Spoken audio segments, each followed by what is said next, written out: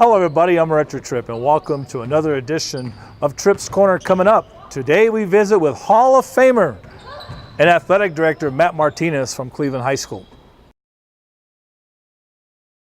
Sadie's is a proud supporter of New Mexico high school sports and athletics, and we here at ProView Networks would like to thank Sadie's for their continued support in helping us bring you all of your New Mexico high school sports coverage. So welcome to Tripp's Corner, and we're here with Matt Martinez, the Athletic Director from Cleveland High School. You know, Matt, growing up in a community such as Mora, New Mexico, people would assume there's not much really to do or life as we know it in Mora, New Mexico. Tell us about what it was like growing up in Mora. Mora was it's a basketball town, and if you were a basketball player, you know, you just idolized around the town, and any time that we went on a game, we had a good following. Any time that we played at home, it was nice because when you walked into the gym, we didn't have a very big gym. Till I was a senior, that's when the current gym was built. But before that, we'd walk into the gym and the gym would be packed when we'd walk in, and that was during the JV game. So it was pretty exciting to go to a game there, and every game was a sellout basically. Right. And you know, it's one of those things where a small town just creates a lot of unity between your community, your school, and all the players that are on there. So it was a fun time to be in, and kind of grew up just knowing that you know, that not really knowing what it was all about, but we just grew up in that time, and for me, basketball was the only sport I knew. Right. You know, that kind of goes, you know, with me growing up in Las Vegas, West Las Vegas. Basketball was the dominant sport, of course, but in Mora more so because there was no football. I believe barely baseball was just getting started back then. But growing up, you know, was going to those Mora Ranger games back then, did it kind of excite you to say, like most kids back then, I'm going to be that Ranger someday? Who was kind of like some of the people you were kind of like watching play back then? Well, anytime that all the kids in Mora, they grew up wanting to be a Ranger someday. You know, I grew up watching Roy Lujan, watching him go against Jimmy Abreu. I grew up watching Arthur Romero, who won the first state championship when I was 6 years old. I remember watching that game at Johnson Gym when they beat Santa Rosa, who they were an underdog in that first state championship, and they beat Santa Rosa, who was a lot bigger. And watching that and growing up there, then watching Roy Lujan, Gino Mess, you know, all the players that came through there, and then you wanting to be like them, and kind of you know, just playing after. And I was fortunate to play with, you know, Albert Martinez, a good team in 1975. You know, we had a good group of seniors with a good group of juniors. We ended up third at state. We lost in the semifinals. Every time that we played Wagamon, we'd have just a war. You know, they would win one game, we'd win the other game. I think we played 4 times when I was in my junior year, and they ended up losing in the state championship to Gel. We lost to Gel in the semifinals. They lost in the finals. So that was just something that we just grew up in. And out of that team, basically, I think all of us, there was a bunch of us that became coaches. You know, Mark Cassidy, Albert, Martinez. Yeah, Albert, James Branch, you know, who was a following year. You know, so it's developed into, we followed in Arthur's footsteps, and Arthur and Douglas and Bobby Clothier. Right. They were all just good role models for us, and they all showed us, you know, what it was like to do what we needed to do to be, you know, have fun at the game, but yet work hard at it and just be involved. And you know, I was a freshman when they came in as coaches, and you know, they've been successful ever since, and that's probably what led us to be coaches ourselves. So pretty good mentors, I guess you can say, from the time you were, you know, growing up. You know, Matt, tell us about those days about growing up in Mora, New Mexico, as far as, you know, employment. What did you guys do over there? Well, basically the school was the main employer of the valley. And you know, my mom was a teacher, and my dad worked at different jobs. He was an electrical inspector, and he was an electrician to start out with. So that's how we just grew up, just you know, just doing what we needed to do, our chores around the house. We had cows, and just growing up doing whatever I need to do around the house and helping my dad and getting things done. And you know, I just probably the only one of the family that really played sports all through my 4 years of high school. And I just, for whatever reason, since I was I said 7th grade, my brother says 3rd grade, that I wanted to become a coach. So I right away knew in the 7th grade when I went in, I said, what classes do you have to take, or what classes do you have to be a coach? And I did that, and and it just happened naturally, and I ended up going to school to be a coach, and took the classes that were necessary to be a teacher, and was fortunate enough and blessed enough to do that. And it's funny because when I was coaching, of course Mark Cassidy and I played together, and he was obviously the better player and one of the best players in the state. I was just a average player, point guard, and I'm the one that used to feed him the ball. But he started coaching boys, and when he got relieved of his duties as boys coach, I told him, "Why don't you try the girls?" He said, "Oh, no, I don't want to coach the girls." And I said, "Go ahead, try it," because I had already been coaching girls. And he tried it, and that's the best job he's ever had. But what's funny about that is that the day that he made the state championship game, I made the state championship game as well, and that was my 3rd time. But he played in the morning, and I had the prime time game, the last game of the night. Well, Mora ends up winning their first state championship in girls basketball that morning. So guess what? That put a little bit more pressure on me to win, and I was like, I was really thrilled, and I was happy for him, and I was glad. And I said, "Wow, now I got to win," because I had lost the first 2 that I had been in. So when the game was finally over that night and won it, we both celebrated together. So I was happy for him, he was happy for me, and that's what Mora basketball is all about. In fact, that was going to kind of lead up to my next question as we wrap up the first segment. Like you're saying there, that state championship, but basketball, you can compare it to the Hoosiers thing. I'm sure you've heard that a million times, a small town. But what does basketball mean to that community? Well, it was basically the sport that everybody goes to, that unites the whole community, and I think every year people in the community look forward to basketball, and it's one of those things that any small town community, I think that's what really drives the community to go out and unite and kind of look at one thing and say, what, this is a basketball town. And I think that's what Mora was. And last year, I was happy to see that they had won the state championship in baseball for the first time ever. Right. Yeah. And I know in my days, a few years after I graduated, they were in the state championship and had the game won and lost. And Douglas Velarde was the coach, and that was kind of devastating to them. And it's surprising that they never made it back. So it was good to see that they did that last year. So I know that. I saw a couple of articles where they said they were a baseball town now. So, it's nice if you're a basketball town and a baseball town. Yep. And of course they won a state in volleyball. So, it's nice that they won a few, and I think that is really good for the community, for the kids of the Mora Valley. I say so. TurboThreads is a proud sponsor of ProView Networks. Almost 30 years of experience means fast service, great prices, and a wide selection of apparel from t-shirts to performance sport shirts, even jackets and hats. They feature low minimums and no setup charges on most orders. TurboThreads is located at 1503 Golf Course Road in Rio Rancho, or find them on Facebook, online at turbothreads.com, or call 999-1234 for TurboThreads. Well, I'm going to the frontier, walk up to the cashier, order up a root beer and a number 1. Cover it with green stuff, 1 scoop is not enough. Find a booth is real tough, back by the Duke.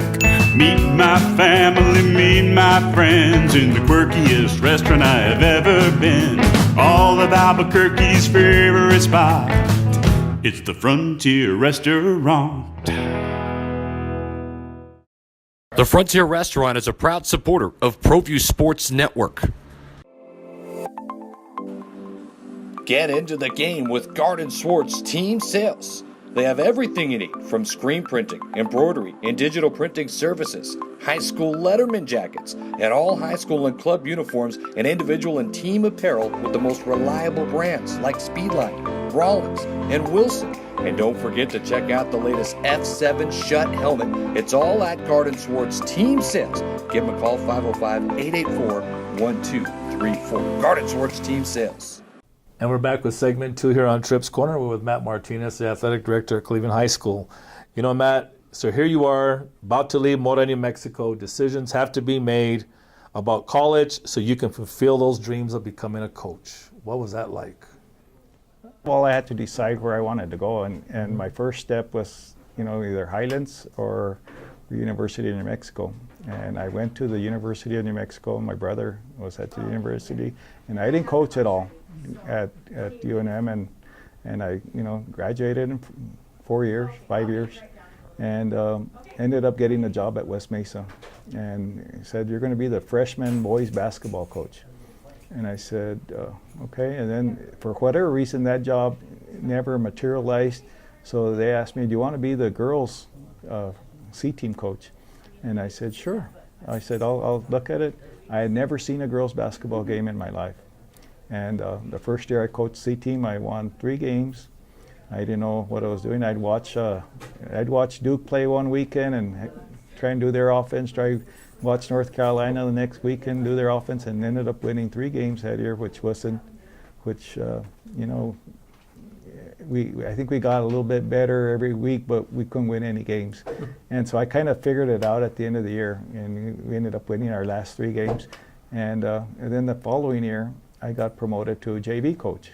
So with almost the same group of kids, we ended up losing 3 games.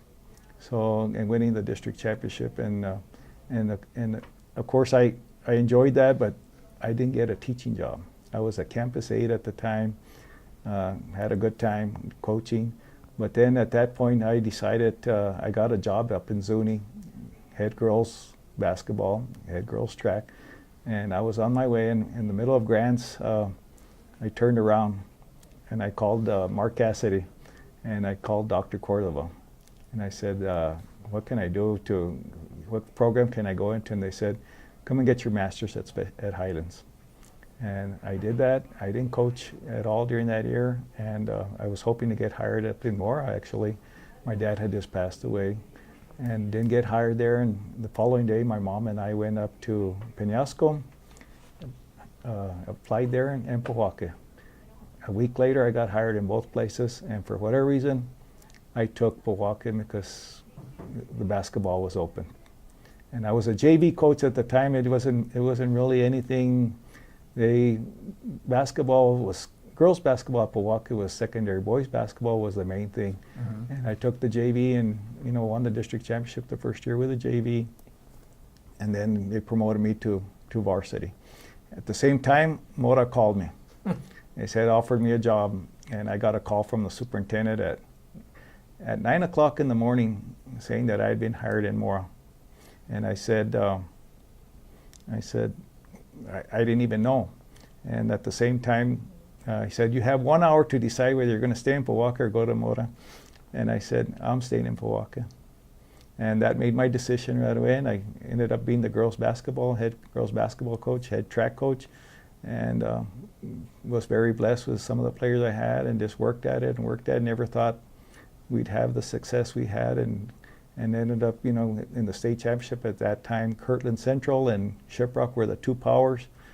I said, I want to play like them someday, or hoping to play like them someday, but never realized that we would beat them someday. And, we finally beat Shiprock later on, about 8 years later, and finally beat Kirtland Central in the state championship game, which, that's just a little bit of hard work, and blessed with some talented players and hardworking players and a hardworking staff. If you look back then, like you said, you look at Kirtland, you look at Kirtland Central and Shiprock back then. In the process, if you kind of go back, did you kind of feel we're still building a program here? But yes, to be there someday would be the ultimate goal. So when you finally reached the mountaintop, as they say, did you feel, wow, it happened sooner than we thought, or right on course, or this is just fulfilled, life is fulfilled now? Well, it was in a certain way. I just thought that we had worked hard enough to hopefully get there. You don't know, most coaches never get to that point. I was just, when I first started, I was just, I just wanted to put a competitive team on the floor. And as time went along, we just got better and better. People remember the last few years. They don't remember the first few years. Right. And the first few years is when we struggled, and we had, we won district championships, but we got to state and we always lose in the first round. And finally in 1993, we finally ended up getting to the semifinals and losing in the semifinals and getting third. And that kind of just brought some of the players that I had along, and ended up, just being in the pit and playing in the pit and getting that experience and finally winning it. And I'll tell you, when that buzzer went off with Kirtland Central, they took the last shot of the game, a 3-pointer, and we were up by 2. And when that shot went up, I kissed the floor. Let me tell you, I was relieved, and I carry my ring with me all the time, because that's just a product of hard work and everything that goes through what you have to do. People don't realize that. The ring represents, like exactly what you just said, more than a state championship. It represents, I guess you can say, the beginning, to the middle, to the end, I guess you can say. And you finally put on that ring, when you guys, there has to be that sense of accomplishment of going back. Did you kind of take it as that, like this ring represents more than just winning this state championship? Well, I tell people that, it doesn't make me a better coach or anything, but it took me 10 years when I first started in Milwaukee, to make the championship game. And after 10 years, when you do that and then you get to the championship game and you lose, then it's still one more hurdle to get over. And then we were in the state championship again and lost again. And then the pressure was on. And that's why when I mentioned earlier about Mora winning the state championship in the morning, and then we played at night, and there was that extra pressure. And I'm glad that we went through the process. We developed a program. We were known. We put Milwaukee on the map, and I think for girls basketball, and it's still there. And I think that was the product of a 10-year thing to work and get things done. Last question for this segment. So you look back on it, and Milwaukee had some solid boys basketball programs, I believe, including winning a state championship. But they had the coaching there, everything. Did you feel a sense of competition between you and the boys, or they accept it right away? Well, I just changed the culture, I think, in the Valley, where we wanted to promote. We didn't really try and promote girls basketball, but we just put a hard-working product on the floor daily in practice. And games, we just started winning, and we just started getting more people actually for girls than what we did for boys. And I ended up coaching the boys 1 year after I was done, and I was told, you're a girls coach, you can't coach boys basketball. And it's pretty much the same thing, and you do the same things in practice, you do the same thing on the floor, and you just teach the same way. And when you do that, I think you're successful in whatever you do. I agree with that. We're going to break away here for segment 2. We're coming back with segment 3, and we're going to find out, as always, in this third segment, how did Matt Martinez become athletic director Matt Martinez, when we come back.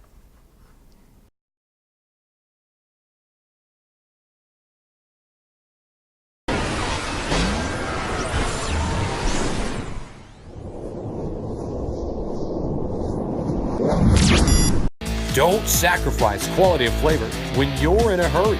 Golden Pride offers ribs, fried chicken, green and red chili breakfast burritos, and Frontier Cinnabons.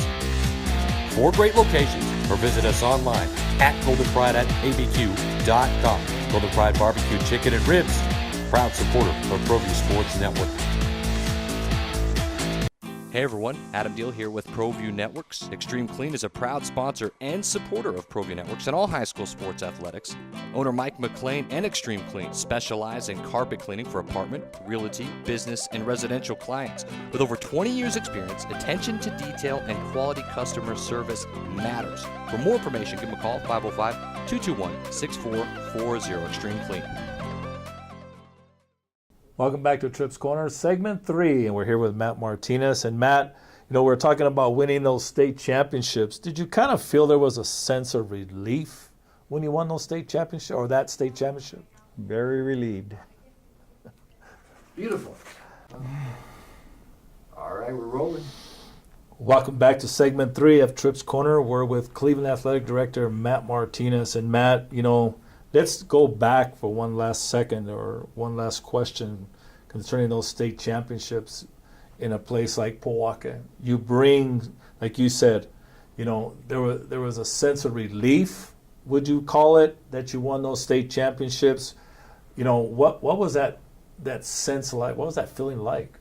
Well, I think that it's nice for every coach to get experience playing in the pit. I think that's for a coach and his or her players to play in the pit. That's an experience that you'll never forget. I was fortunate that I got to play in the pit as a player, and I got to coach in the pit as well, both with the girls basketball and the boys basketball teams. And when you experience that, and I used to have a saying with the kids, hard work is during the season. The fun part about this is when you're running down the ramp. And I think that stuck with day one when I was coaching until the last day. And I say when you're walking down that ramp and you're running down that ramp and you see all the people in the pit, that makes all the hard work that you did. That was the gratifying part about it.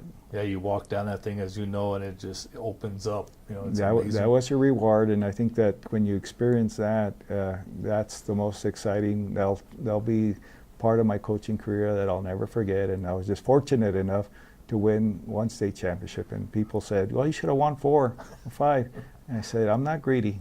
1 is good enough." 1 is good. People don't even win 1. That's right. There's a lot of schools out there still looking for 1.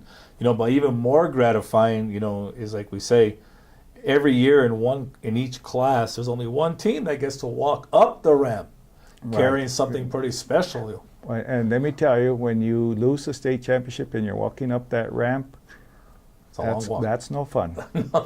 And I compare it, the second time we lost, to going to a funeral, and it's that devastating. So it's something that you really have to work for and have to prepare again and go back to square one and try and get ready for the next year. And I think that we did that very well, and our teams and my coaching staff just prepared and did what we needed to do. So you never know if you're going to have injuries, you're going to have anything that happens in your program, or a kid might not be able to play. So you have to prepare for all that as well. And we were just blessed and lucky that we got through all that. We got the 1. Matt, let's now move forward a little bit. At what point now does Matt Martinez, the coach, the teacher, become Matt, the athletic director at Milwaukee? Because, here you are, you go from successful coach, now you're the man, I guess they can say. You're the guy on the hot seat. Tell us about how did that come about? Well, I was in my 6th year of head coaching in Milwaukee, 1992, and it was about this time, maybe a little bit later, October, and the athletic director comes in and he says, "I'm retiring." And he had been there. He was the only athletic director that Milwaukee had, and he said, "I want you to take my place." And I said, "Well, I appreciate that. That's nice, but that has to go through different places, different channels." And so he contacted the principal, and the principal called me in and said, "We're going to hire you for athletic director, interim athletic director. You're going to still teach 6 classes, but you're going to do this after class, after school." And I said, and I was young, I was 32 years old and dumb. and I said, "I'll do it." And I was just helping every day with whatever needed to be done. And I guess that's why they picked me in. And I just showed the initiative to do the job. And so I did that, and I lasted through the year, and at the following year they hired me full-time. But well, it was part-time. I was teaching a couple of classes and part-time, and I lasted 5 years and coaching at the same time. So at the end of 1996 season, we had just got back from the state championship, and the superintendent calls me and he said, "You got to pick between coaching and athletic director, because people are complaining that your coaching is, your basketball team is successful because you are the athletic director and other teams aren't." And I said, "Well, that's not true, but anyway, I picked basketball, and you know, I did that for the following year, and at the same time, our boys basketball became open, and one of our coaches, Chris Peterson, didn't want to apply, and I convinced him to apply. And I said, if you apply for this job and the athletic director job becomes open later on, I'll apply for it, but you got to apply for boys basketball. So he did. Mm-hmm. He got the job. And then a year later, he comes knocking at my door at 6 o'clock in the morning and tells me, Matt, the job just became open last night. Our athletic director resigned. And I said, well, I'm happy where I'm at right now. He goes, nope, you promised. And so I ended up applying and got the job. And they opened this job full time. And I ended up getting the full-time athletic director in 1999 until I retired in 2017. That's an amazing run. And you know, that's almost unheard of, and no disrespect to our Norteño friends, but that's unheard of a little bit sometimes. And every year, you know, you just I compare it to a political job in a sense. Mm-hmm. And as you know, you've done the job at West Las Vegas, and it's a rewarding job. But at the same time, you make a lot of friends, but you also make a lot of enemies. And anytime that you say no to somebody, they become your enemy. Right. Or anytime you have to discipline a coach or relieve a coach, it's a difficult process. But I think that my coaching experience really helped me be an athletic director that I was, and helped me in that job, and relate to also parents, to coaches, and athletes as well. And that really helped me. If it wouldn't have been for my coaching, I don't think I would have been athletic director. And I agree with that. You know, before we find out why or how you became sitting behind the desk you are, in between all that, you know, there was a couple of other accomplishments, you know, through the High School Coaches Association with Buster Mabry. You're the president of, you know, the Coaches Association for a while. You've been very active in that as well. I was a district chairman, and then in 1999, the late Henry Sanchez asked, and Ron Porterfield, they were both on the Coach Association board, and they asked me, would you be willing to join our board and run for board? And I was like, I don't know. I never even looked at, but I ended up running and ended up becoming a board member for 18 years, was president twice. There's only 2 of us in the state that have been president twice of the New Mexico High School Coach Association. So that was a good experience. I got to work with Bobby Gibbs, mm-hmm. and I got to work with Buster Mayberry, and I learned a lot from both of them. They're both excellent, and that was an excellent experience, as well as learning to work with all the coaches across the state and knowing what each coach does. So that was a fun experience, and it was pretty neat. And that leads us to here, you know, in the time we have left. You know, so you're in Powaka, and, you know, like I said, you and I go back a long way. It's time for Matt Martinez to retire, maybe enjoy life a little bit. But hold on. Hold on. Cleveland High School comes knocking. Tell us about that. Well, I retired, and last year I drove buses for a year. And when I was deciding to retire, the plan was to stay out a year, mm-hmm. and then double dip and come back and do something, teach or something. I did that last year. It just so happened at the end of the year, this job opened up. I kind of struggled whether I wanted to work or not, and I said, you know what, I'll never get an opportunity like this again. So I applied for the job and ended up getting the job. And it's been a great experience. I wish I had this job before I went to Powaka, so I would learn more. And so it's something that I never thought that would happen. You know, I'm united with my old coach, Brian Ainsworth, and it was at Powaka, won all the state championships in volleyball. And so working with these coaches has been great. Working with the staff here has been great. I got a great assistant in Annette Castillo, and it's been a great experience. So hopefully, you know, I just take it one day at a time, and hopefully I can do the best job I can. Matt, it's been a pleasure, man. Much luck to you. Great success. Man, what a ride it's been. It's not over yet. Well, thank you. And again, thank you for coming. Well, that's going to do it, folks, for another edition of Tripp's Corner. We'd like to thank Matt Martinez, the athletic director at Cleveland High School, and Mora native for joining us on another edition of Tripp's Corner.